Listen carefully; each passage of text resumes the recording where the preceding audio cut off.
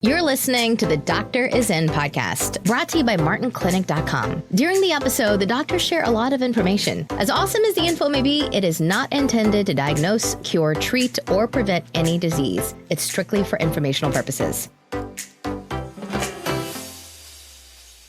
Well, good morning, everyone. What we're going to talk about this morning is addictive foods. But I just got to tell you something. This came out yesterday, okay? And again, I always talk about COVID, but I just want to tell you why.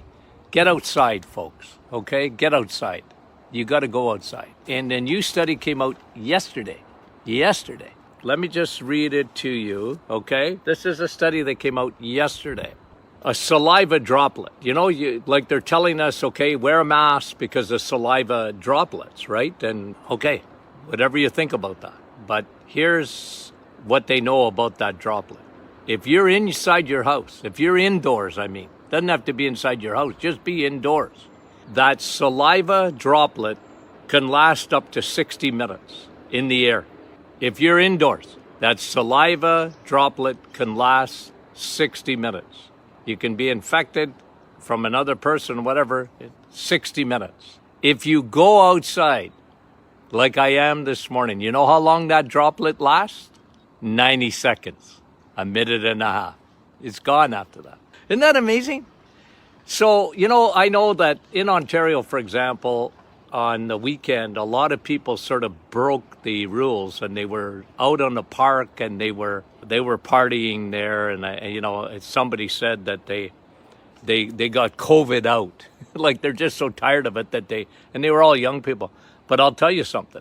And you guys know me, I've been consistent from the day one of this COVID virus. I said when I was in Florida, don't close the beaches. You're making a mistake. I can understand you look at doctors or whatever, and the virus is everything to them. Okay, and I get it. I understand that. But what they, I don't know if they don't realize it or whatever, but when you go outside, you're not transmitting. I read a study, and it was in the United Kingdom. It said that, as far as they know, they track everything. Like once somebody got the virus, they tracked who you were with, where you what, blah, blah, blah. You know what they said? As far as they could trace, not one person transmitted or got the virus outside. It was indoors. The worst place is when you go into, and now we're really finding out, right? Like I think what good will come out of all this is how we treat people in the old age homes. They're realizing that, it's like the third world for a lot of our seniors in those homes. And you know me, I've always said that what they should do, well, if I could bring 2 vitamins with me into every old age home, I'd bring vitamin D and B12. But they should get them outside. I know their staff is short and whatever. And, my generation and older, they're scared of the sun. But if you could preach to them that this was therapeutic for them, this was therapy for them, this is medication for them, get outside. And I know you guys do it, but I'm just reinforcing this study came out. The droplet from your saliva will last 90 minutes or 60 minutes indoors and 90 seconds outdoors. Minute and a half outdoors, boop, it's gone. You ain't going to infect anybody outdoors. So get outdoors. Okay, I just had to bring you that because I can't believe, and Julie is saying they got the coronavirus on a cruise ship. Well, yeah, now you're in a petri dish, right? You're in a petri dish. You're in a ship, you're in close quarters, and, I get it. That's a petri dish. That's different, okay? I'm not telling you never to go on a cruise, okay? Because I think they're going to make those cruises a lot safer. They're going to have to. They're going to have to adapt. I don't know exactly what they're doing. They're going to test you, like, big time. And, it's just the way it is going to be on a cruise. But listen, guys, get out in the sun. You know me. Get in that sun. You are a human solar system. Every cell in your body is looking for vitamin D. It's looking for the sun. Okay? You need that. Okay, good. Okay. So let me talk about addictive foods. I promised you this morning that that's what I would do. An interesting study that came out on addictive foods. Okay? So let me just read it to you. Here are the top addictive foods in North America. The top, okay? Bread. They listed 8 of them, by the way. Bread, number 1. Pizza, donuts, chocolate, ice cream, fries, cookies, chips. Okay. Now listen, guys, we're surrounded by that. You've heard me say this. I often tell my grandchildren, 'cause, you know, one thing about grandchildren, they're smart, right? They observe, okay? And, they know grandpa. They go, grandpa, like there's sugar in that or whatever, right? Because they know me. They know what I preach all the time. So I kind of get a chuckle from them, right? But, I'm telling my grandchildren, look, I had cookies and ice cream too, when I was a kid. But we live in a different world. We live in a different world. We're surrounded by, so what happened, and I'm writing a new book right now, and I was just giving the history of food. It's interesting if you go through the history of the food industry. You know what the first fast food was? Okay, it wasn't McDonald's. They came much later. What is the first fast food? Bread. Yeah? You see, they changed the way they made bread in about 1880, 1890. If you read, it's interesting. Okay, as part of my graduate work, when I did my thesis, I did it on chronic fatigue syndrome. But part of my studies were in the history of nutrition. It was very fascinating. And I have a chapter in my new book that I talk about what man has done to food. Okay? And you guys know me, I talk about this all the time. They changed in 1880, 1890, they changed the flour. That's what man did. They stopped using the stone crushing to grind the flour. That made a big difference to flour because they instead of stone ground, they were using porcelain rollers. It took all the nutrients out of the flour. And that was the first fast food, bread. Because then they came out with, white bread. And it was cheaper, it was fast, and it lasted longer on the shelf. So that's what they found out. Like with the stone ground, it had much more nutrients, and it was certainly better for you, but they couldn't mass produce it. And it wouldn't last on the shelf very long. So that was your first fast food. And isn't it interesting that when you look at addictive foods, okay, bread is number 1 on the list. You know what the Bible says? Man shall not live by bread alone. Okay? Man shall not live by bread alone. I love bread. Okay? I do love bread. I mean it. I gotta watch myself because I married an Italian girl, and Rosie, the best cook in the world. I happen to marry her. Okay, so, and she loves to bake. She loves to cook. Her spaghetti is to die for. Okay, I mean that, die for. When the grandchildren come over, guess what they want? Grandma's spaghetti, okay? It's their number 1 choice. So number 1 on the hit parade is bread. So what the food industry did, it's fascinating. And like I say, I have a complete chapter in my new book on this, coming to a theater near you, by the way. That book is coming out in September, maybe a little bit before, but I'm just giving you a little heads up. I like it. Of course, I'm writing it, but I talk about the what man has done to food. So man, like you would think, like bread is, come on. In the history of mankind, they've always made bread. But like I said, they changed the bread. And that's why your bread in the grocery stores, by and large, is so carby, so starchy, so sugary, so insulin producing. It's the number one addictive food still in this day and age. And people put in their surveys, that's what was number one. You know what was number two? Pizza. You know, it's interesting because my wife, Italian, her parents from Italy, like Rosie said, I never had a piece of pizza till I went to university.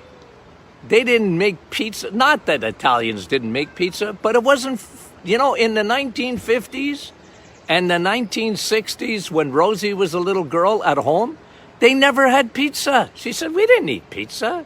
You didn't go to somebody's Italian place. You had pasta, but not pizza. Okay? You know, pizza is sort of a new phenomenon, right? It's sort of a new phenomenon. And today, it is hugely popular. Kids, young people today, young people especially, they live on pizza. They live on crappy dinner. They live on that kind of stuff. It's the number one choice amongst young people is pizza. And even in schools, right? Friday is pizza day. And listen, guys, I'm not telling you never to have a pizza. I'm not telling you that. I'm just telling you what is addictive today and what even people will admit they're addicted to. Bread, pizza, chocolate. Oh, you ladies, you want to go buy Laura Secords and do a swan dive. You're addicted to chocolate. And mostly women, come on, guys, you know that I'll pick on you, but for food addiction, you're more into bread than you are into chocolate. Because women, you know what chocolate is, okay? Usually when you have a real craving for chocolate, we're going to talk about this in a minute, because I just want to talk to you about 3 signs that you're eating the wrong food. I want to talk about that, okay? But let me just finish the list first. Chocolate. Ladies, usually when you got a real craving for chocolate, you have a hormonal imbalance, and usually you're dominant in estrogen. You have too much estrogen. It's one of the signs that you love chocolate, okay? Now, that doesn't mean, you know, you can love chocolate and, you know, be balanced hormonally. But generally, I found over the years, these are just my experience in the clinic, you love chocolate, you crave chocolate, your hormones are out of balance. Okay, and this is one of the reasons that for some women, especially, chocolate can induce a migraine, right? You have chocolate, have a migraine, you crave it, but it can induce a migraine. Folks, that is estrogen dominance. Too much estrogen compared to your progesterone, okay? So remember that. Too much estrogen compared to your progesterone. Now, the other one is ice cream. Oh, no, donuts. Donuts. Okay? Now that's for policemen, right? So donuts are very addictive. Okay? I mean, I love that stuff too. I just never eat that stuff. You won't see me eating a donut. Okay? I wouldn't have one donut a year. I mean that. I just can't. Like for me, you guys know me.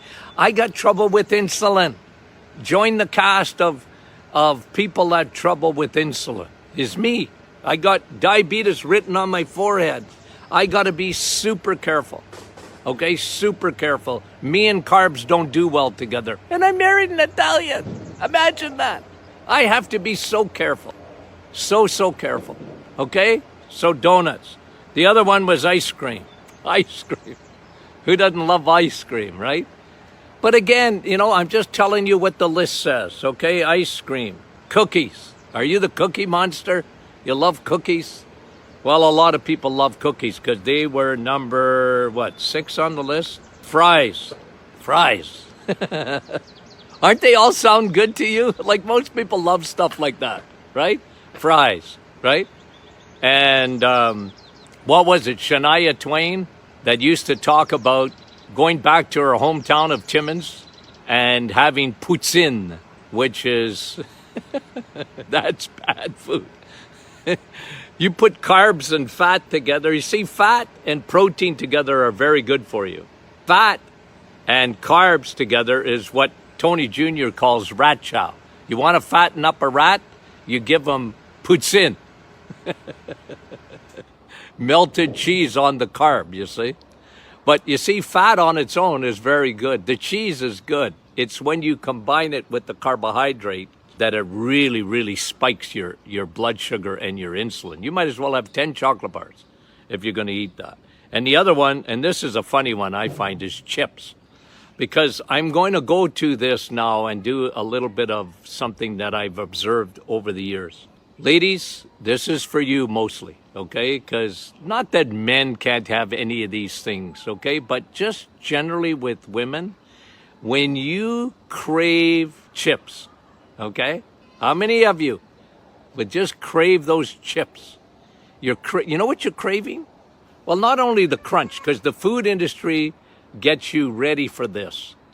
In their crunch and their taste, they do it on purpose, guys. They hire people that are into addiction, and they know how to addict you. But when you crave salt, you know what that is a sign of? Okay? Just remember what chocolate was a sign of. If you're craving chocolate, it's your hormones. If you crave salt, it's your adrenal glands. Almost for sure, ladies. And I'm picking on you because chips is mostly women. This is what the survey said. And chocolate was mostly women. Men were addicted to bread and pizza. Okay? The top two. Generally. Okay? Generally. And there's always exceptions. So, just understand that when I say I'm saying it in generalities. But here's what I found over the years. Women that had a craving for salt, and they might not even have acknowledged they just like chips. They didn't know it was the salt. I said, it's the salt that you're after. And remember, it's not salt that's bad for you. It's sugar that's bad for you. And the chips, it's not the salt on the chips that are bad for you. Okay? Because that salt has got a bad rap over the years. It's not the salt. It's the carb. It's the carb. Because that carb is going to be sugar in 5 seconds. Okay, just remember that. Don't fool yourself. Oh, I read the label of a bag of chips and they didn't add any sugars to them. So what? They still got a lot of carbohydrates. Look at your oatmeal package. Okay, it doesn't have any sugars added. Some of them, most of them, but they're still very high in carbohydrate. Well, carbohydrate's going to be sugar anyway. Okay, so just don't fool yourself. I always tell people, don't be deceived. Don't be deceived by the food industry. They hide stuff, okay? They would have never even had their nutritional profile on a label if it wasn't for guys like me back in the 70s and early 80s screaming at the government. Make them tell us what's in the food. They never wanted to label their food. And of course, they hid behind the fact, you know what they said? Well, look, you're going to get our secret, how we made it. Nah, it wasn't that. We just wanted to know what you put in it. And now but they still hide it. They still deceive. The food industry, I hate to be negative, are into addiction. They want to make addicts out of people. That's how they hook little children. That's why you see children today with sugar bellies. You see the population of, when you take this list of foods that are very addictive, you know what we've created? We've created a monster. We've created a monster. Obesity and metabolic disorders in 88% of the population. Let me remind you that even COVID wasn't affecting healthy people. A lot of people like to say, yeah, there's a few healthy people that got sick, but not generally. Generally, 99% of people got sick, had a pre-existing condition, or they were very old with no immune system. And we've talked about that. So don't fool yourself, guys. When you watch the news, okay? If you watch the news, just keep your worldview, your nutritional worldview intact. Because you'll know that, okay, CNN and Fox News and all those in the States and CBC, they have an agenda, guys. And that is to keep this thing going for 24 hours a day. You know why? They've never been so popular. They've never been so popular. But remember, at the background of all of this, when I blew your socks off, was it last week or the week before? See, now I'm all mixed up. in my time, because every day seems the same to me now, right? But all I'm saying to you is this, okay? That if you have, remember I showed you that 5 pounds of fat. If you have 5 pounds of fat anywhere on your body, if you have 5 pounds of fat, if you have visceral fat, you don't even produce the antibodies. This is what they showed in the United Kingdom when they gave the flu shot in 2018. They gave the flu shot in 2018. If you were what they classified as having any visceral fat, you weren't even making the antibodies. The flu shot didn't work for you. But you never read that anywhere. It drives me crazy. So what we can do, you and I can do, we can control what we put in our mouths every day. That's what you can control. You can't control everything. If there's the COVID virus and they close the world down, there's nothing you can do about that. Okay? You can't do anything about that. But what you can do is take care of yourself and understand what foods do to you, especially the ones we just listed, those addictive foods. The food industry will tell you that it's a balanced diet. You can have that. You can have cookie. Like, I know people, here's men where they're the worst. They got to have a dessert after every meal. I don't know if it's a French-Canadian thing. I don't know. It's true. I gotta have a little bit of dessert after my meal. No, you don't. You don't need it. Okay. So let me give you 3 signs. Okay, 3 signs that you are burning the wrong fuel in your body. That just 3 signs that you need to really listen to, okay? 3 signs that you are burning the wrong fuel in your body. Now, let me just talk about fuel for a minute. The foods that I just listed are carbohydrates, by and large, okay? Don't tell me about the pepperoni on top of the pizza. I always tell, I do, when I get a child in the office, what I would do with them is say, you like pizza? Of course I like pizza. I said, okay, well, you have 1 slice. The second slice, you take only the toppings and eat the toppings. Leave the bread there. Leave the crust there. Can you do that? Yeah, well, you know why I want you to do that? Because you got ADD or ADHD. And you can't focus and whatever. I said that carb is going right to your brain, so lower your carbohydrates. And you can do it without leaving the planet. Okay? And I tell you this morning, listening to this as a podcast later on, listen to what I'm going to say. If you have one of these 3 signs or all 3, you are burning the wrong fuel. And burning the right fuel is when you lower your carbs. Carbs are crappy fuel. They burn too fast. Carbs are crappy fuel. They burn way too quickly. And so this is why, number 1, it will affect your energy. That's the first sign. If you have low energy, 99% of you, if you are exhausted, 99% of you are burning the wrong fuel. You're eating too many carbs. Oh, Dr. Martin, I hardly eat any carbs. You're still eating too much. If you got low energy, change your fuel. And get away from the carbohydrates and up your protein and up your fat. I'm telling you, are you always hungry? You're burning the wrong fuel. That's sign number 2. You're always hungry. Oh, Doc, I'm hungry. Okay, you're burning the wrong fuel. You see, I always relate the difference between carbs and protein and fat. I put protein and fat together because you should eat them together. Protein and fat, okay? So when you have a piece of steak, eat the meat and the fat. Both. Okay, so when you are a carboholic, okay, you are going to have generally low energy and you're going to be hungry all the time. Because here's my little analogy. Pretend you're a wood stove, okay? Just pretend your body's a wood stove, okay? Now, carbs are like paper and twigs in a wood stove. Like kindling. Like you start the fire like that, but you don't keep your house warm in the winter with paper, do you? You burn that on the fire, on the log, on the fireplace. You don't burn paper. You maybe use some paper to get your fire started and some kindling, twigs, paper and twigs. But you don't want, if you want your metabolism to work Get off the carbohydrates and put logs on the fire. What are logs? Eggs, meat, and cheese. They're logs on the fire. They burn for a long period of time. You know, here's another analogy I use, okay? I'm Mr. Repetition, so sorry, it's just me, okay? I can't help myself. My wife said, get some new jokes. I can't. For Dr. Martin, there's nothing new under the sun, okay? But listen, go to the airport now, good luck. There's nobody flying, but okay.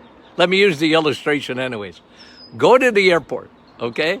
You know what they're putting in those airplanes? They're not putting in the same fuel you run your car with, 87 octane, okay? They don't do that. They're using jet fuel, and jet fuel is a very high octane fuel. So, change fuels. Protein, eggs, meat, and cheese will fuel your gas tank with rocket fuel. It will change your energy. It will change your hunger. If you're eating, this is why the reset is so good, because people will tell you after about a week, they're not hungry anymore. Why? Because when you have bacon and eggs, I don't know if it was one of my patients yesterday or whatever online, they said, you know what a balanced diet is? Piece of bacon in both hands. I love that. I was on the floor laughing so hard. That's a balanced diet, right? Okay, so change fuels. And here's the third sign. Cravings. We talked about that. You crave sugar, you crave salt even, and you crave chocolate. I talked about hormones and all that. Change fuels.